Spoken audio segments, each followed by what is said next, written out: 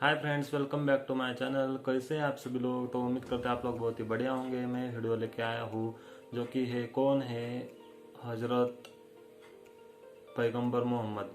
तो जो कि इस्लाम धर्म के आखिरी पैगंबर थे, उनकी वीडियो है। और इस वीडियो में देखा है कि सबसे पहले मैंने देखा है कि उनके ऊपर एक औरत कूड़ा डालती थी हर रोज़। वो कुछ नहीं बोलते थे, लेकिन एक दिन मतलब उन्होंने कूड़ा नहीं डाला तो वो देखने गए, लेकिन वो औरत बीमार थी तो उनके लिए वो क्या बोलते कि औषध लेके गए। तो ऐसे बहुत ही महान थे। उनके और भी किस्से देखेंगे। और उनका जन्म मक्का में हुआ था। तो देखते हैं पहले वीडियो और उसके रिएक्शन करते हैं। तो इनके ओरिजिनल चैनल को सब्सक्राइब कीजिए। तो चलो दोस्तों, हमारे भी चैनल पे पहली बार है तो सब्सक्राइब कीजिए। तो चलो वीडियो स्टार्ट करते हैं।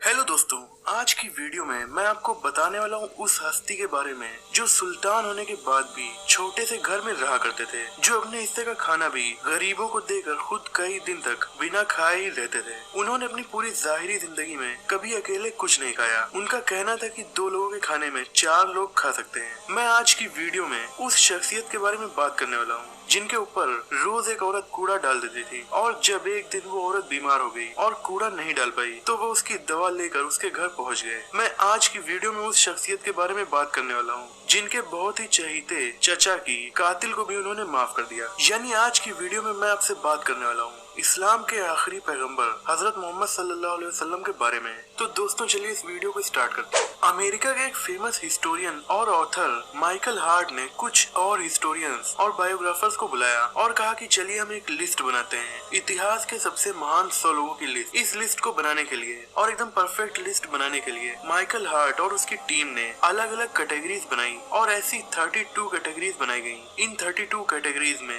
इन लोगों ने इतिहास के 100 सबसे ज्यादा महान लोगों की लिस्ट कंपेयर करके बनाना स्टार्ट किया। और जब लिस्ट बन गई तो माइकल हार्ट और उनके हिस्टोरियंस और बायोग्राफर्स की टीम ने कहा कि इतिहास पर सबसे ज्यादा प्रभावशाली और ग्रेटेस्ट मैन इस लिस्ट में जो टॉप पर हैं वो है हजरत मोहम्मद सल्लल्लाहु अलैहि वसल्लम। माइकल हार्ट ने कहा कि इतिहास के सबसे महान 100 लोगों की लिस्ट में हमने टॉप पर prophet Muhammad peace be upon him को रखा है। तो हो सकता है कुछ लोग हमारी चॉइस से चौंक जाएं, पर इतिहास में पैगंबर मोहम्मद साहब ही इकलौते ऐसे हैं जो रिलीजियस और सेक्युलर दोनों ही लेवल पर इतने ज्यादा सक्सेसफुल हो सके हैं। तो प्रॉफेट मोहम्मद सल्लल्लाहु अलैहि वसल्लम का जन्म सन 570 में मक्का शहर में हुआ था। आपके जन्म से पहले ही आपके फादर हजरत अब्दुल्ला इस दुनिया से गुजर चुके थे और केवल 7 साल की उम्र में ही आपकी माँ हजरत आमिना बिन्त वहाब भी इस दुनिया से चली गयी। पैगंबर मोहम्मद सल्लल्लाहु अलैहि वसल्लम का स्वभाव बचपन से ही इतना ज्यादा विनम्र और सच्चाई वाला था कि उनकी सच्चाई को देखते हुए उन्हें मक्का के लोग अस सादिक अल अमीन कहकर पुकारने लगे, जिसका मतलब होता है ईमानदार और भरोसेमंद। लोगों को उन पर इतना भरोसा था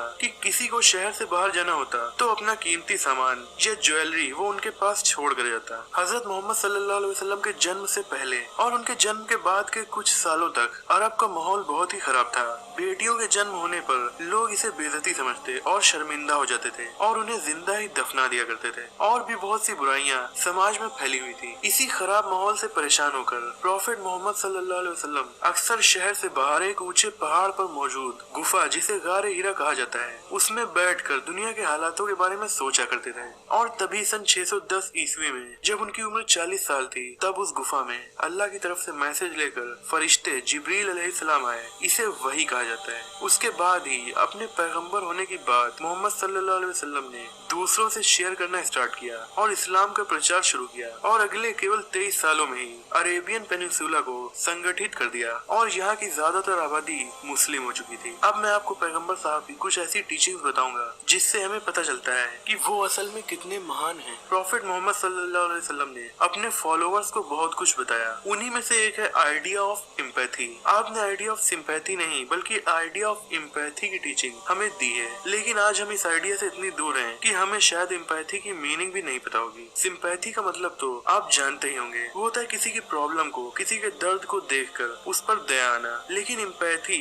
इससे कहीं बड़ी चीज है। एम्पैथी का मतलब होता है हमदर्दी, यानी किसी की प्रॉब्लम को अपनी प्रॉब्लम समझना, किसी दूसरे के दर्द को खुद का दर्द महसूस करना, ये होती है एम्पैथी। तो पैगंबर मोहम्मद सल्लल्लाहु अलैहि वसल्लम की जिंदगी की एक ऐसी ही घटना है। एक दिन उन्होंने एक बूढ़ी औरत को काफी सामान अपने ऊपर रख कर कहीं जाते देखा तो पैगंबर मोहम्मद सल्लल्लाहु अलैहि वसल्लम उसके पास गए और पूछा क्या मैं आपकी मदद कर सकता हूँ। फिर उस औरत का सारा सामान आपने खुद उठा लिया और वो जहाँ जा रही थी उसके साथ साथ चल दिए। वो बूढ़ी औरत ये नहीं जानती थी कि वो किसके साथ चल रही है। उसने रास्ते भर मोहम्मद सल्लल्लाहु अलैहि वसल्लम से बताया कि बेटा तुम तो बड़े अच्छे मालूम होते हो, मक्का शहर में एक शख्स आया है, उससे बचकर रहना। वो जादूगर है, जो भी एक बार उससे मिल लेता है उसी का हो जाता है और उसी के गुणगान करता रहता है। तो मोहम्मद सल्लल्लाहु अलैहि वसल्लम ने उस औरत से बताया कि वो शख्स ऐसा नहीं है, आप क्या बात कर रही हैं। जब वो उसके घर पहुंच गए और उसके सामान को रख दिया और वापस आने लगे तो उस बूढ़ी औरत ने पूछा कि मैंने तो आपका नाम ही नहीं पूछा, क्या नाम है आपका। तो पैगंबर मोहम्मद सल्लल्लाहु अलैहि वसल्लम ने उसे बताया कि जिस शख्स के बारे में आप रास्ते भर बात कर रही थी वो शख्स मैं ही हूँ। इतना सुनते ही वो बूढ़ी औरत भी रोने लगी और उसने तुरंत कलमा पढ़ लिया। प्रॉफिट मोहम्मद सल्लल्लाहु अलैहि वसल्लम ने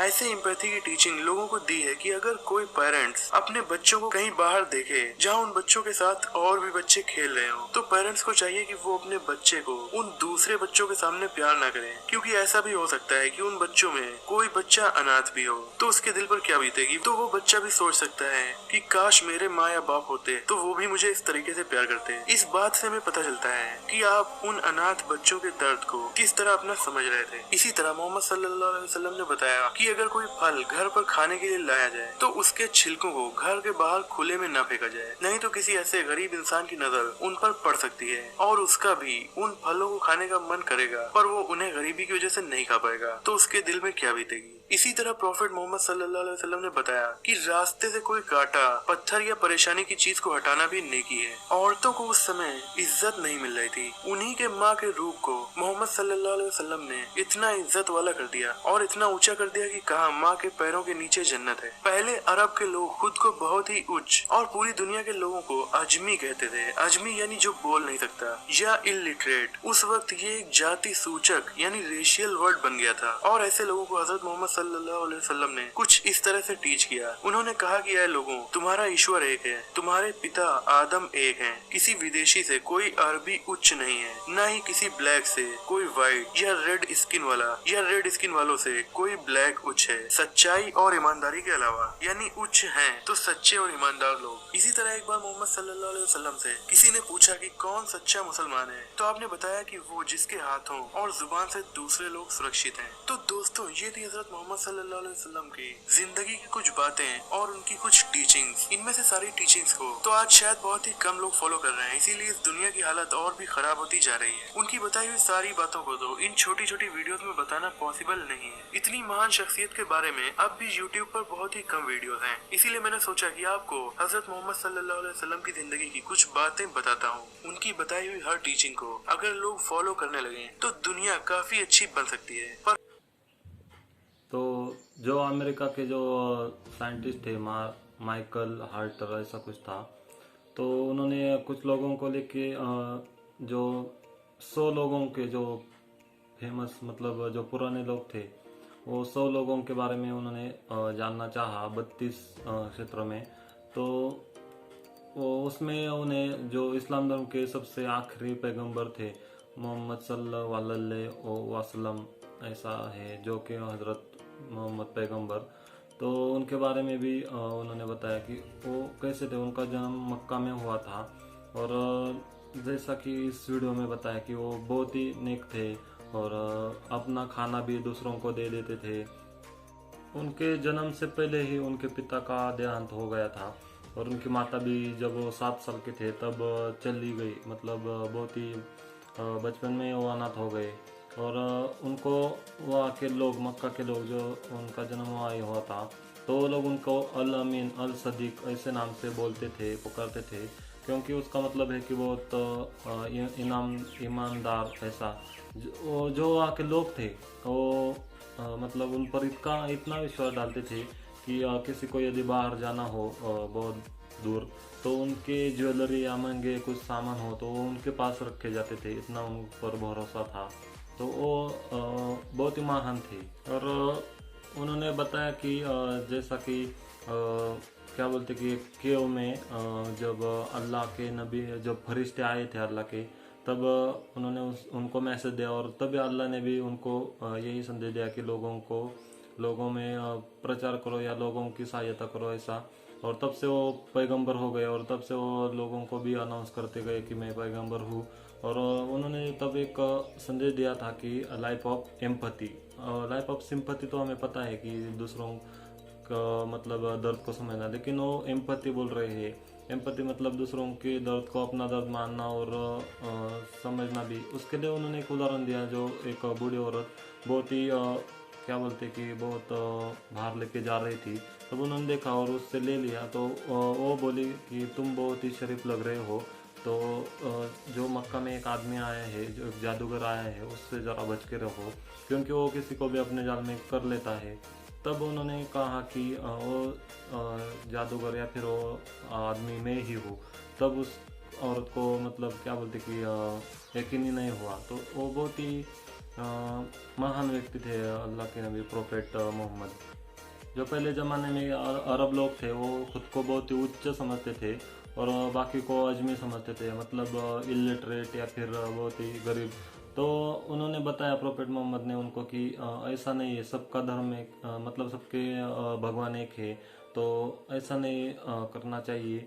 और उन्होंने आगे बताया कि ट्रूथ मतलब सबको साथ में चलना चाहिए और सच्चाई के मार्ग में चलना चाहिए, ऐसा बताया। तो वो इनकी स्टोरी बहुत ही अच्छी है, यूट्यूब पे बहुत अच्छे अच्छे वीडियो है, लेकिन सिर्फ वीडियो देखना काफ़ी नहीं, उनकी सीख भी लेनी चाहिए, हमें हमारे जीवन में उनकी सीख लानी चाहिए।